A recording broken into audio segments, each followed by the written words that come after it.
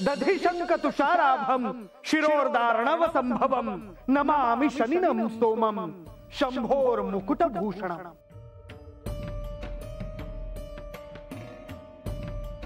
नारायण नारायण। नभोमंडलात प्रत्येक ग्रह ताऱ्याचे असे विशेष महत्व आहे। त्यात प्रत्यक्ष चंद्रदेवच नाहीत म्हटल्यावर सृष्टी चक्रात असंतुलन सुरू झाले आणि चंद्रदेव निस्तेज होऊन मृत्यूच्या दिशेने प्रवास करू लागले।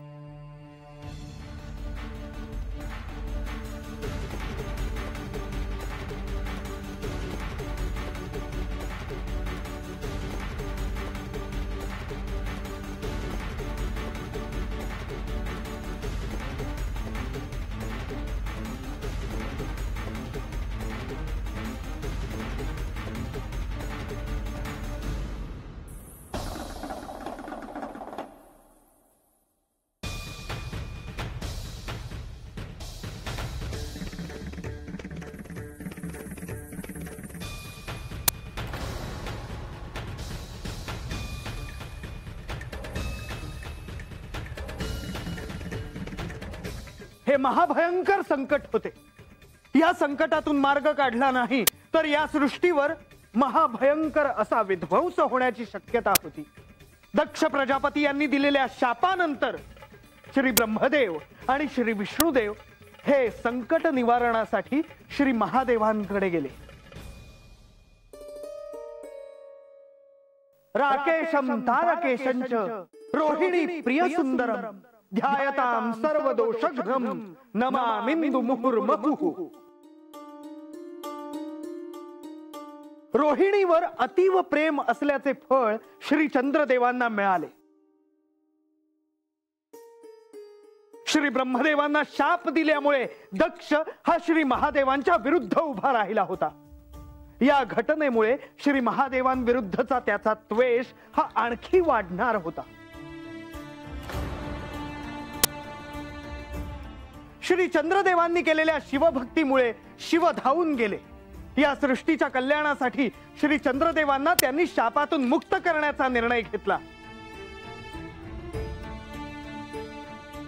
तर त्यांनी श्री चंद्रदेवांना आपल्या मस्तकावर धारण केले।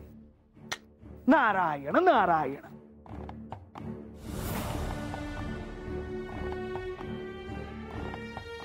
चंद्रा पिताश्री,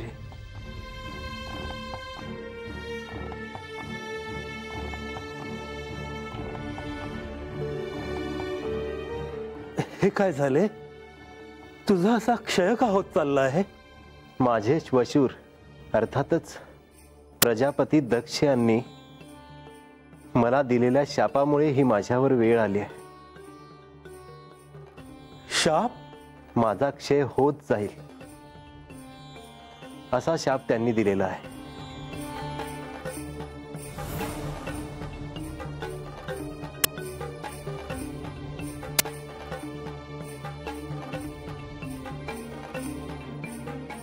हे ब्रह्मदेव, हे नारायणा, आमचा प्रणाम स्वीकार करावा।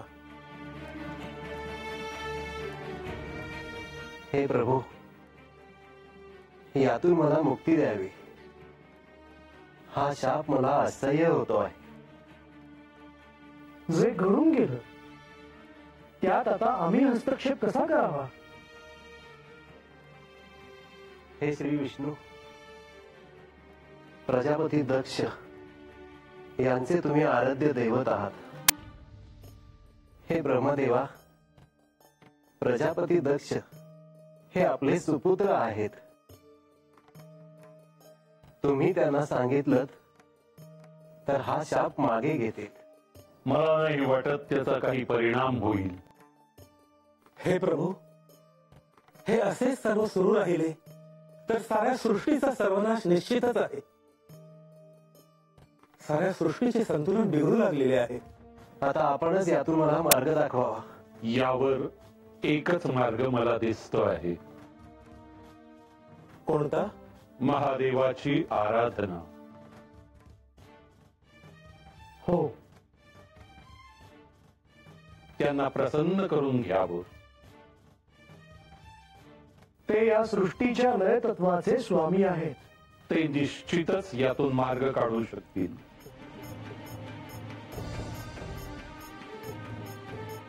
मी सर्वतोपरी त्यांची आराधना करण्याचा प्रयत्न करीन.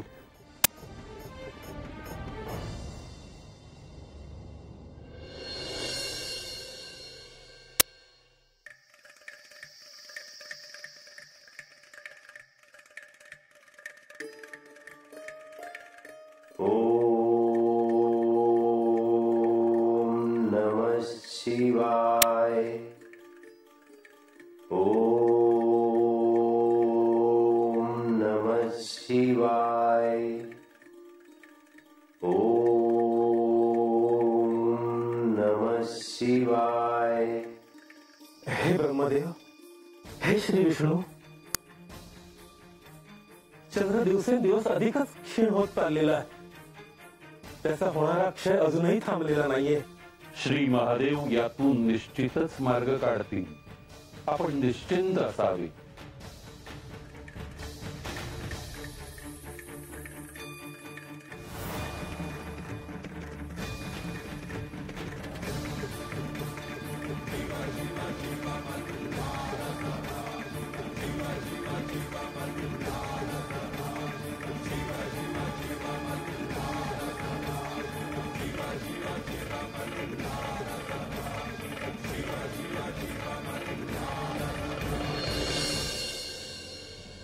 हे श्री महादेव, आपण भक्त वत्सल आहात, कृपाळू आहात. भक्ताच्या हाकेला आपण धावून जाता. आता माझ्या मुलाला या शापातून तुम्हीच मुक्त करू शकता प्रभो.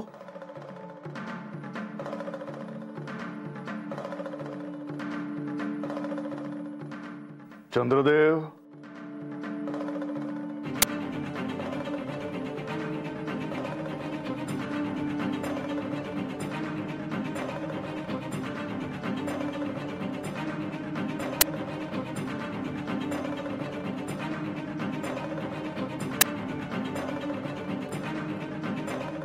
हे प्रभू, आपण आलात.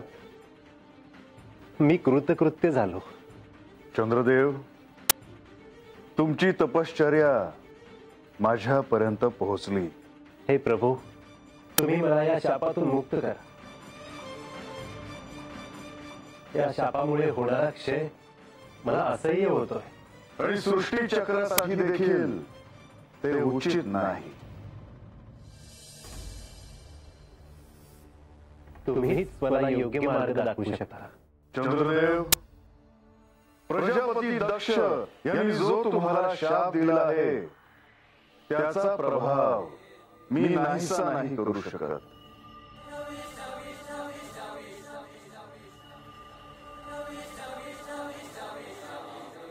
म्हणजे माझा हा क्षय होतच जाणार आहे प्रभू. होय चंद्रदेव. पण यावर मार्ग काय आहे? चंद्रदेव, प्रजापती दक्ष यांनी जो तुम्हाला शाप दिला आहे त्याचा प्रभाव मी निश्चितच कमी करू शकेन. प्रत्येक महिन्याच्या कृष्ण पक्षात तुमच्या एक एक कला नाहीशा होत जातील.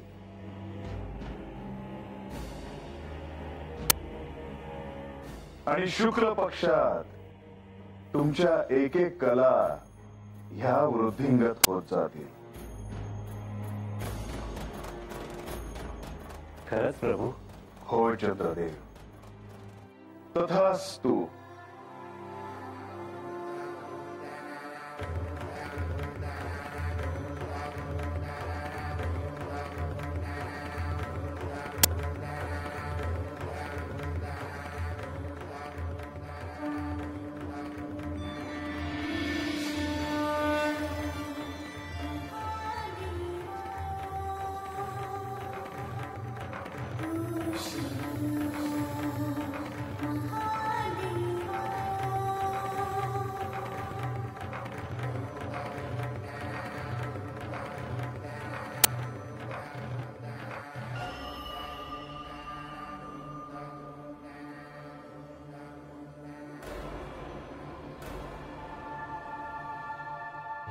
हे महादेव, आपण खरोखरच देवांचे देव आहात, प्रत्यक्ष परम ईश्वर आहात. आपण माझा हा प्रणाम स्वीकार करावा.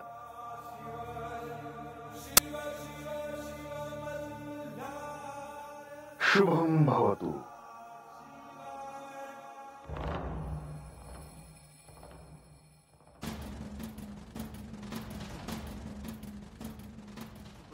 नमामि शमीशान निर्वाण रूपम विभुम व्यापकम ब्रह्मवेद स्वरूपम. नमामि शमीशान निर्वाण रूपम विभुम व्यापकम ब्रह्मवेद स्वरूपम. निजम निर्गुणम निर्विकल्पम निरीहम चिदाकाशमाकाशवासम भजेहम. तुषाराद्रि संकाश गौरम गंभीरम मनोभूत कोटि प्रभा श्री शरीरम. स्फुरम मौलिकल्लोलिनी चारुगंगा लसभ दाल बालेन्दु कंठे भुजंगा.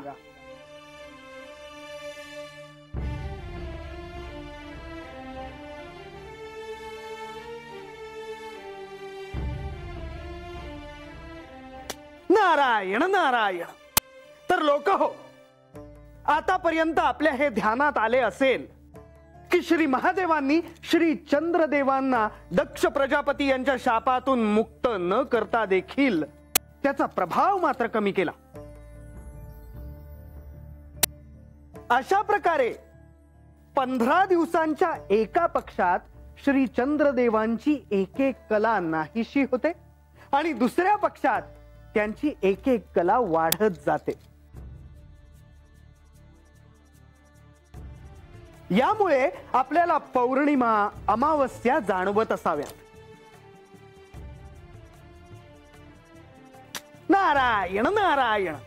सर्व देवांना ज्याची चिंता वाटत होती ती त्यांची चिंता श्री महादेवांनी दूर केली आणि सारं सृष्टीचक्र पुन्हा एकदा पूर्ववत झालं.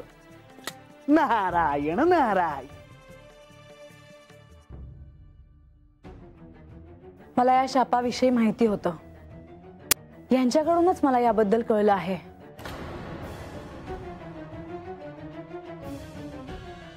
आणि आज आख्यानाच्या निमित्ताने हे पुन्हा ऐकायला मिळत आहे.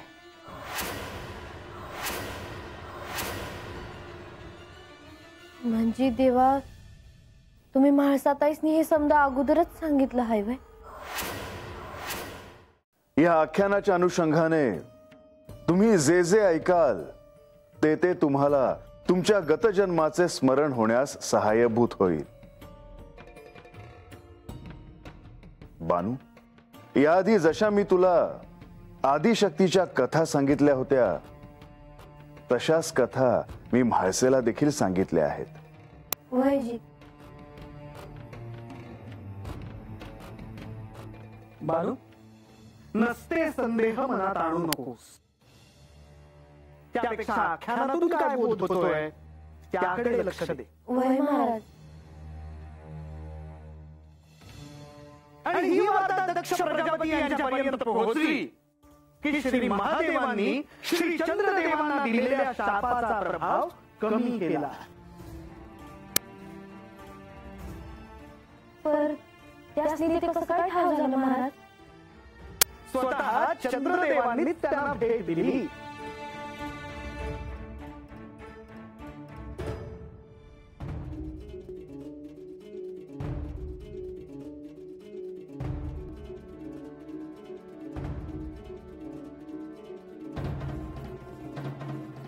स्वामी, पिताश्री, आम्ही तुम्हाला वार्ता सांगायला आलो आहोत. कसली वार्ता? चंद्रदेव आले आहेत.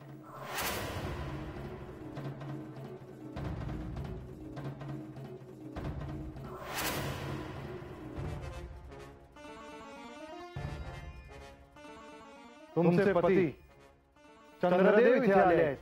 ही वार्ता तुमच्यापर्यंत पोहोचली म्हणून तुम्ही इथे आलात, हो ना? स्वामी, त्यांना तुम्हाला भेटायचे आहे. आता त्यांनी काही घडेल असे मला वाटत नाही. माझ्या शापाने ते क्षीण होत जाणार आणि त्यानंतर संपूर्ण क्षय पावणार हे अटळ आहे. मी माझा शाप मागे घेणार नाही. पिताश्री, तुम्ही त्यांना एकदा तरी भेटावं.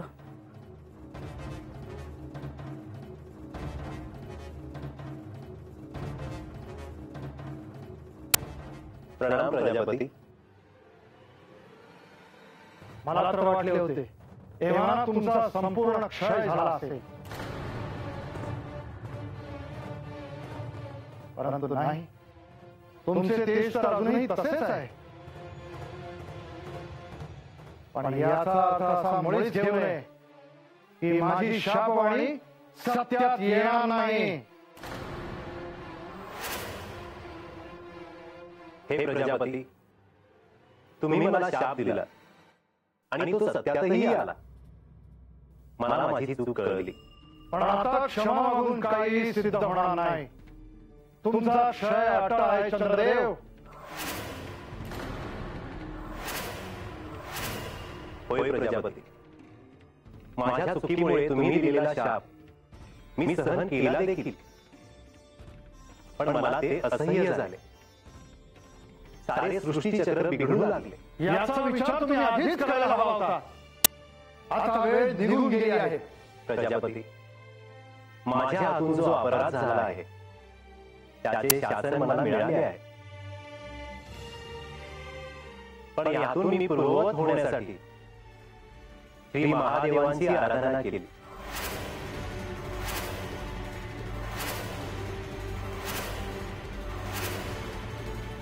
महादेव, होय देवी. आणि महादेव हा शाप नष्ट करतील असे वाटले तुम्हाला? प्रजापती, ते महादेव आहेत, देवांचेही देव. ठरवलं तर ते काहीही करू शकतात. पण तरी देखील त्यांनी मला सांगितलं की हा शाप मी संपवू शकत नाही, पण प्रभाव मात्र कमी करू शकतो. अशक्य. ते शक्य झालं आहे आणि त्याचं कारण केवळ एकच आहे. श्री देवादिदेव महादेव.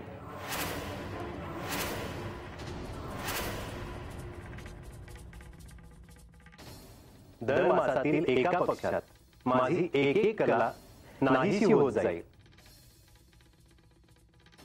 आणि दुसऱ्या पक्षात एक एक कला वृद्धिंगत होत जाईल, असा वर त्यांनी मला दिलेला आहे.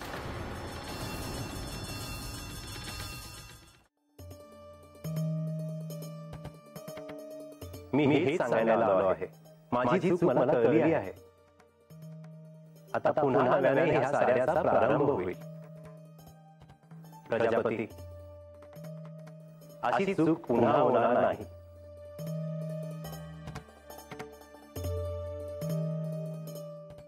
ही चांगलीच वार्ता आहे. आता तुम्ही याचा राग मनात धरू नये. मान्य आहे. तुमच्या संसाराला आता पुन्हा नव्याने प्रारंभ व्हावा. तुमचा संसार सुखाने व्हावा.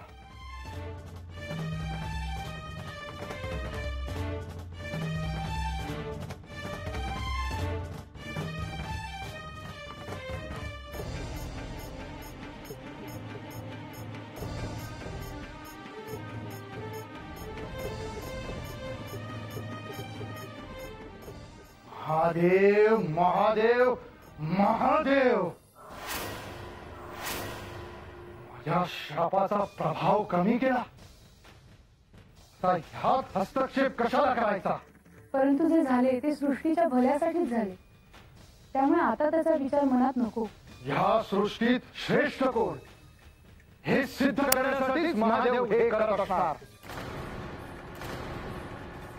मला अजूनही साऱ्याचा राग आहे.